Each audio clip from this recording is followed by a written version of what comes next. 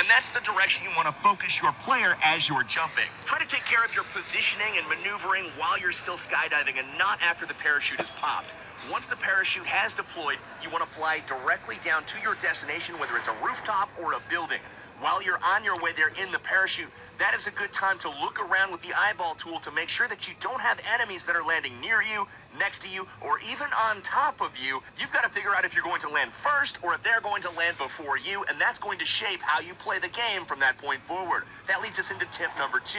You need to gear up quickly, and you want to make sure that you pick up the very first gun that you come across. Whether it's a pistol, shotgun, or other subpar gun, it does not matter. Having a gun is much better than having fists when you come across your first enemy, especially if it's an unexpected first encounter where maybe you didn't spot all of the people flying in right behind you.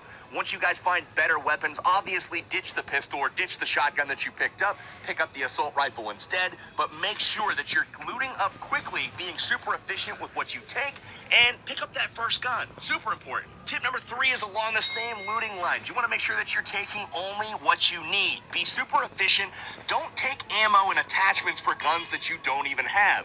Or don't keep the ammunition or attachment from guns that you have dropped in favor of others. If you drop and pick up a shotgun and a choke and all kinds of 12-gauge shells, you want to make sure that you ditch those once you pick up an assault rifle to replace the shotgun. The attachments and the ammo will not clear out of your inventory, and that inventory space is valuable for other things, such as boosts or med kits. You want to make sure that you have the space available for the items that are actually going to benefit you. Now, once you've dropped, cleared your immediate area, looted up a little bit, and you're starting to get ready to actually defend yourself or even fight, you want to take note of tip number 4, and that is to pay attention to the safe zone. Open up your mini-map, check the white circle, and if you are outside of that first white circle, you know that you need to move to get to it before that first timer counts down that's right below your mini-map and the safe zone starts to collapse. If it collapses and you're outside of it and you're in the blue zone, you will start to take periodic damage, which is not super helpful if you're trying to win the game. Make sure that you're moving inside the safe zone at all times. There's a couple different, more advanced strategies for playing the safe zone. We will cover those in future episodes as well. Tip number 5 is to always move while you're out in the open. If you're in line of sight of anywhere where you could potentially be shot, make sure that you're a moving target and not a sitting duck. For players like myself that like to snipe from long range, I'm always looking for that player that stands still while looting a supply crate or looting an enemy, or maybe just looking off in the direction through his scope as well. If he stands still for a moment, that head is getting in my crosshairs and I'm gonna blow it up. So make sure you're staying very active and moving while you're looting and while you're running around, jump here and there. You wanna make sure that you are not an easy target. That being said, if you are in cover or if you've decided to go prone and lay in the grass, you wanna be as still as possible while you're in cover. If you're in a building, staying still will keep you from making noise that may alert enemies to your presence.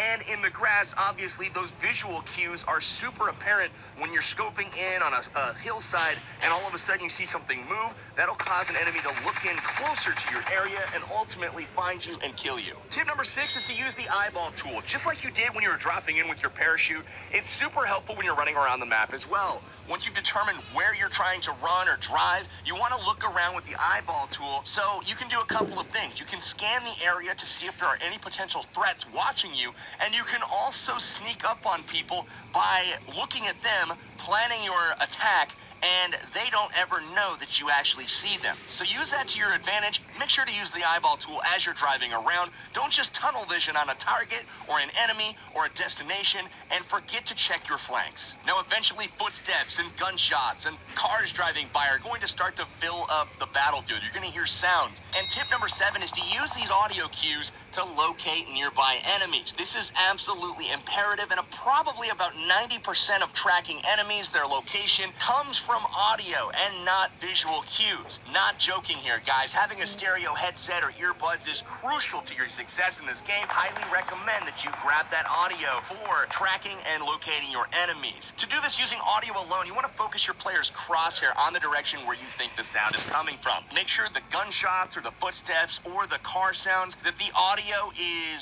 balanced from a volume perspective in your left and your right ears. You want to make sure that it sounds the exact same loudness, and once you've done that, you're going to be looking pretty much right at where the sound originated from. Now, the volume of the shots, of the footsteps, that is going to tell you how close the target is, whether it's super far away or if it's right next to you. Tip number 8 expands upon the same process of tracking and locating your enemies when there are audio cues going off in the game. If you hear gunshots, put your crosshair where you think they're coming from, but immediately put your eyeballs, your visuals, on the mini-map. Look at the mini-map, and there's going to be an orange radar blip that pops up on that mini-map, and that is going to tell you the general direction of where those shots came from. Now, if you can combine your hearing and your seeing so that both of these senses are telling you the same direction, there's a great chance that you're going to find your enemy in that direction. Now, you can also use your mini-map to plan routes. All you have to do is look at it, tap it to open it up, make it big. You can pinch it to zoom in or out, and then once you've done so, you can mark the map just like you did on the flight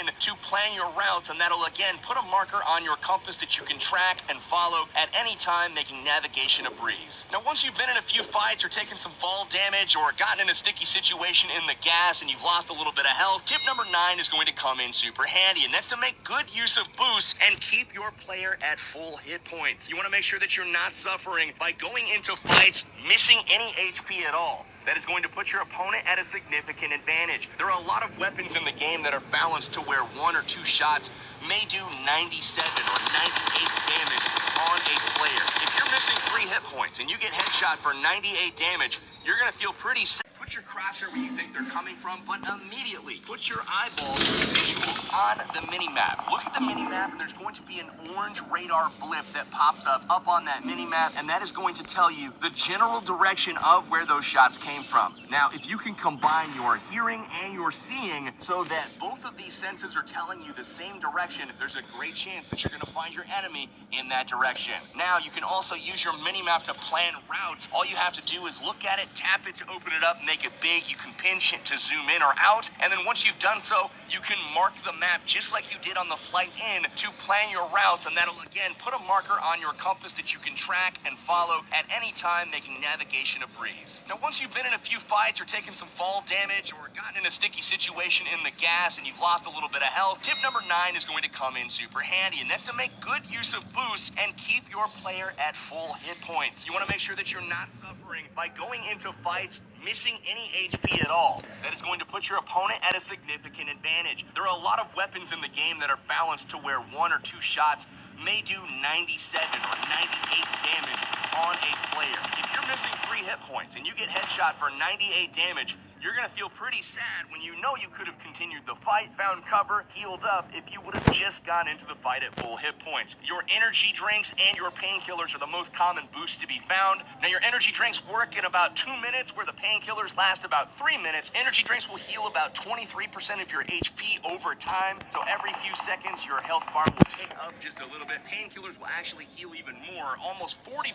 of your total hit point bar, and that will happen over 3 minutes. If you are lucky enough to find an adrenaline syringes will fill up your boost bar to 100%, and that will heal over 80% of your health bar over 5 minutes. Adrenaline syringes can only be found in supply drop crates, so it's more often than not you're going to be using the energy drinks and the painkillers. Make sure you loot these items as often as you can. They're uncommon, not rare, but you always want to have a plentiful supply of boosts on your persons at all times. Tip number 10 is to use the supply drop crates to your advantage. You can do this by looting them for some of the best weapons, armor, scopes in the game, or you can use them as bait. If you're able to get to a crate first, loot it, and get a little bit away from it, you can continue to watch the crate as other players in cars and vehicles and even on foot will surely approach it to see what was in the crate, and you can shoot them dead pretty easily. Or if you come up onto a crate late and it's been down for a while, you know that there's probably people in the area. You can come up on full alert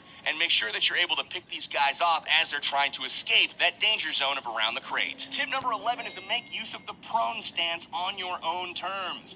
This means that prone is a very valuable way to hide your person and make yourself less visible. This is essentially laying down in the grass, snaking around, hiding, and attacking by surprise. That is something that is very, very effective, but it is not effective if you're not doing it on your own terms. What do I mean by that? Go prone when nobody has seen you approach an area. Don't go prone if you're being shot at. If you decide to lay down after you've already been acquired by somebody that is putting their scope on you, you are dead. They know exactly where you laid down because they're looking right at you. If you are being shot at, instead of going prone, run to the nearest cover, zigzag, jump around, make yourself a difficult target to hit. But going prone while somebody's shooting at you is essentially waving the white flag and surrendering. Unfortunately, in PUBG Mobile, there are no prisoners of war. You're just gonna die. In this game, I was able to obtain a ghillie suit and get to an area undetected. So once I went prone, I was able to sneak attack my enemies without them ever knowing where I was. Tip number 12 is to fight from cover to decrease your exposure to your enemies. People are gonna be looking to take you down constantly. And if you're able to fight from behind a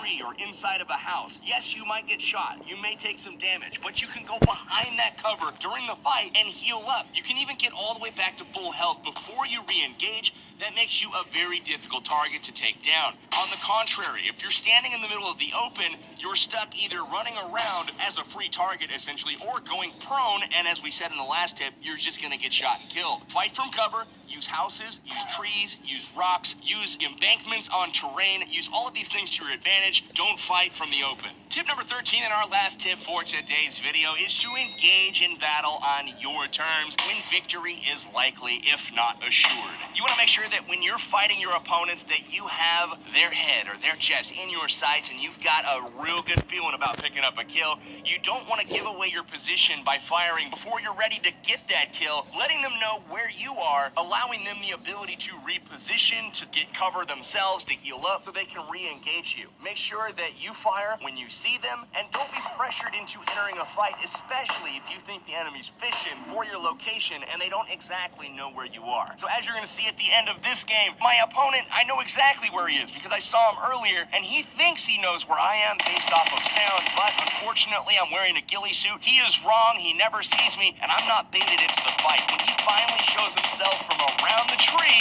I'm ready for him. Pop him right in the chest, get him in the head, and boom, winner, winner, chicken dinner. That is how it's done, ladies and gentlemen. We'll add that